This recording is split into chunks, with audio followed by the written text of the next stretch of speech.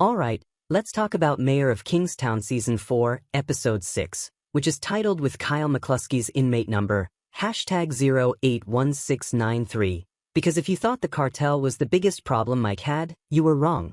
This episode delivers a twist that changes everything, proving that the only man Mike thinks can save the city is the same man who tried to kill his best friend. I'm here to tell you why this fast-paced, high-stakes hour is, controversially, the single most heartbreaking episode of the entire series, because it's not the external war that breaks Mike, it's the collapse of his own small, broken family and the realization that he is now completely, irrevocably, alone. Welcome back to the channel, Kingstown Faithful. I know, it felt like the writers shoved 3 hours of material into 45 minutes, making it incredibly hard to track the significance of every single scene. That frantic pace is actually the genius of this episode, because it mirrors Mike McLusky's own deteriorating grip on reality. Things are happening so fast, and the alliances are shifting so rapidly, that Mike can't even tell who's shooting at him, who's protecting his brother, or who's pulling the strings of the entire city. It's a powder keg, and Mike is standing right on top of it, holding a match. Let's start with the central shocking development. Bunny Washington gets hit. On his way to a meeting, Bunny and his driver, Lamar, are ambushed on the highway.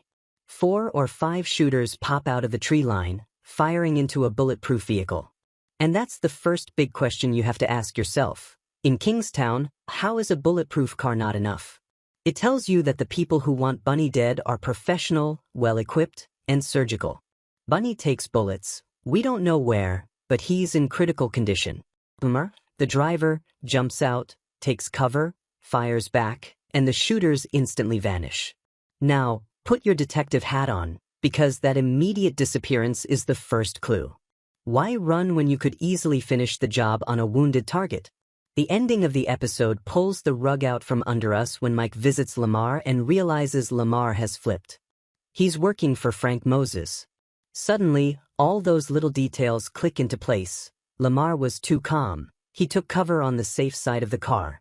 He returned fire as a signal, not a defense. Moses set up the ambush. Mike, and us as viewers, are left with the conclusion that Moses wanted Bunny eliminated. But is that the right conclusion? I honestly don't think so. Mike and Bunny have been playing chess while the cartel is playing Russian roulette, getting stronger every day. My controversial take is that Moses wounded Bunny on purpose, not to kill him, but to radicalize Mike. Moses needs Kingstown to be a scorched earth, a battleground, so he can step in as the triumphant architect of a new order. He needs Mike and Bunny to stop holding back, declare all-out war on the cartel, and wipe out his competition for him. It's not murder, it's an extremist political move. It's what he wants, a city painted red so he can rebuild it from scratch. But what if Mike is right about Moses also being behind the freight train wreck? If Moses is the architect of all the chaos, then the possibility of a triple cross, Moses and the cartel somehow working together, creeps into the picture, even though Hobbs telling Mike to arrest Moses makes that seem crazy. But, seriously, would it really surprise you if Mike McLusky had to face a two-front war orchestrated by one man? This high-stakes tension brings Mike face-to-face with Cortez, the cartel's man.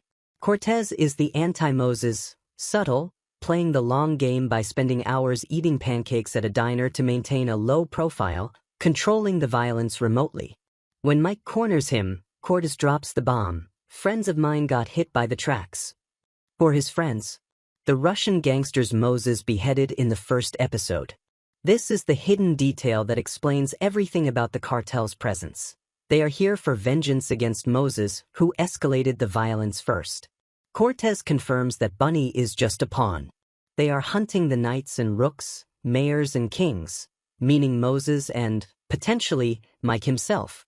Cortez reminds Mike of Moses's own warning about the power vacuum. If Moses hadn't shown up, someone else would have. The problem isn't who is filling the vacuum, but how Moses is doing it, through outright mayhem. Both Moses and the cartel have declared Kingstown a battlefield, and there's no de-escalation possible.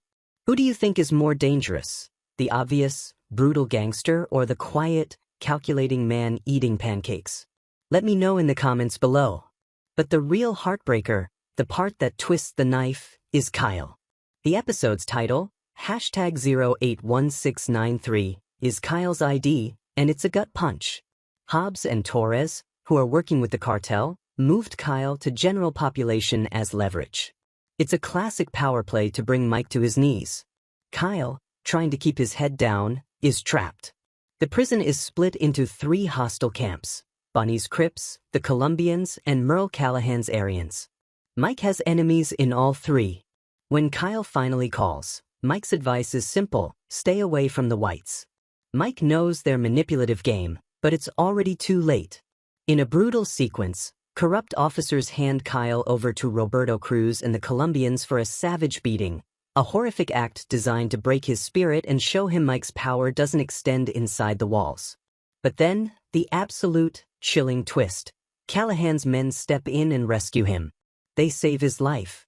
The message they leave him with is terrifyingly clear: Callahan saved your life, not your brother.